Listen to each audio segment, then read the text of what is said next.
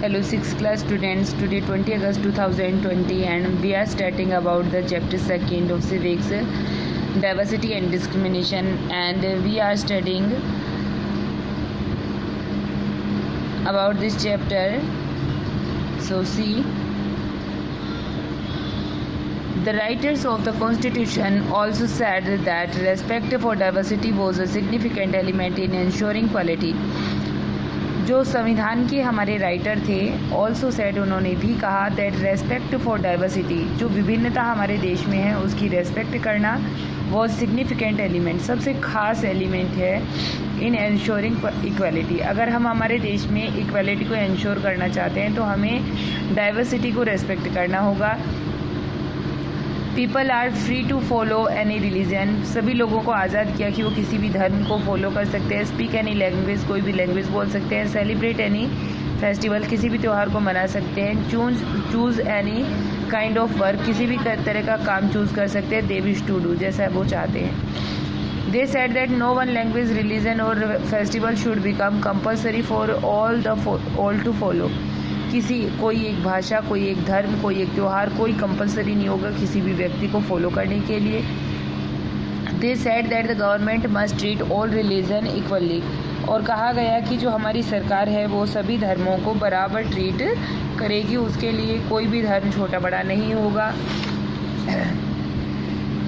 Therefore India became a secular country, इस तरह से भारत एक सेक्युलर कंट्री बन जाएगा। वेयर पीपल डिफरेंट रिलीजन, जहाँ अलग अलग धर्म के लोग एंड फेथ, विश्वास के लोग, have the freedom to practice and follow their religion, जिन्हें अपने अपने जो भी वो चाहें जिस धर्म को मानने की और उसे फॉलो करने की उनको क्या मिलेगी, आज़ादी मिलेगी। विदाउट एनी फियर और डिस्क्रिमिनेशन, बिना किसी भेदभाव के डर से कि भाई अगर आप इस धर्म को मानोगे तो आपको इस तरह की फैसिलिटीज़ ज़्यादा मिलेंगी और इसको मानोगे तो कम होगी, इस तरह का कोई डर नहीं है।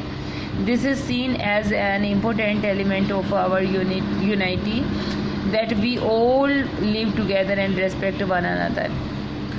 बहुत ही खास एलिमेंट है एकता, संगठन, कि हम सभी एक साथ रहते हैं और एक दूसरे के रेस्पेक्ट करते हैं। हाउएवर डिस्पाइट ऑल दिस, इन सभी चीज़ों के बावजूद independent India still witnessed discrimination, Bharat के अंदर आज भी डिस्क्रिमिनेशन देखा जा सकता है। In different form in many parts of country, देश के अलग अलग हिस्सों में अलग अलग तरीके से। It is the duty of each and every person, ये हर व्यक्ति की ड्यूटी है, वन ऑफ अस, जो हम सब में से एक हैं, टू स्ट्राइव फॉर इक्वलिटी, कि वो समानता पर ठहरे रहें, समानता के लिए लड़ें।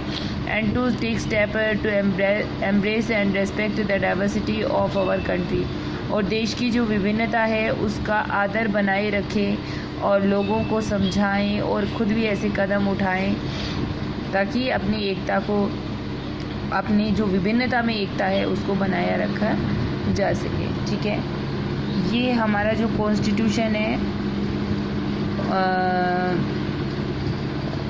उसकी जो प्रस्तावना होती है, भूमिका जिसको बोलते हैं, वो यहाँ पे दी गई है, आप इसको देख सकते हो। ठीक है, और इसके साथ ही अपना चैप्टर कंप्लीट हो गया है। चैप्टर कंप्लीट होने के साथ ही मैं बता रही हूँ आपको क्वेश्चन आंसर। सो देखिए, there are about 8 major religion in the world. When we fix people और group of people into one image, we are create a stereotype.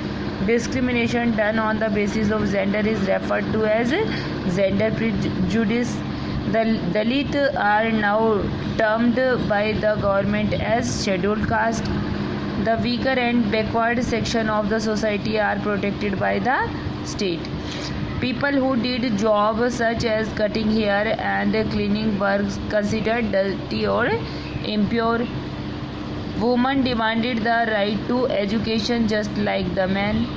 Discrimination emerges when people act on stereotype and prejudice. Dr. B.R. Ambedkar is considered the father of the Indian Constitution. Prejudice means to have a negative or inferior opinion about people without knowing much about them. The caste system in India was very strict and rigid in earlier times. बस इतना ही solve करवाऊंगी। आज आपको homework में क्या करना है, पहले आप इस चैप्टर को बहुत अच्छे से रीड करोगे, ठीक है। रीड करने के बाद में आपको, क्योंकि मैंने टुकड़ों में पढ़ाया है आपको, ठीक है, और जब हम टुकड़ों में पढ़ते हैं तो पीछे का कुछ ना कुछ हमारे दिमाग से निकल जाता है। तो एक बार पहले आप स्टार्टिंग से लास्ट तक चैप्टर को रीड करिए, उसके बाद में आपको क्वेश्चन आंसर सॉल्व करने हैं। बहुत सारे ऐसे स्टूडेंट्स हैं जो बोलने के बावजूद भी टाइम पर ना तो रीड करते हैं और ना ही राइट करते हैं और ना ही लर्न करते हैं। तो अगर आप सीरियसली इन क्लासेस को ज्वाइन किया हुआ है आपने और आप स्टडी करते हैं तो जो टीचर आपको बता रहा है आप उसे फॉलो कीजिए। आज आपको होमवर्क में ये टिक द करेक्ट ऑप्शन और जो fill in the blanks to exercise आपको बता रही हूँ, दोनों अपनी फेयर नोटबुक में राइट करनी है, लर्न कर लेना है और चैप्टर को अच्छे से रीड कर लेना है। Okay students, so thank you, bye, have a nice day.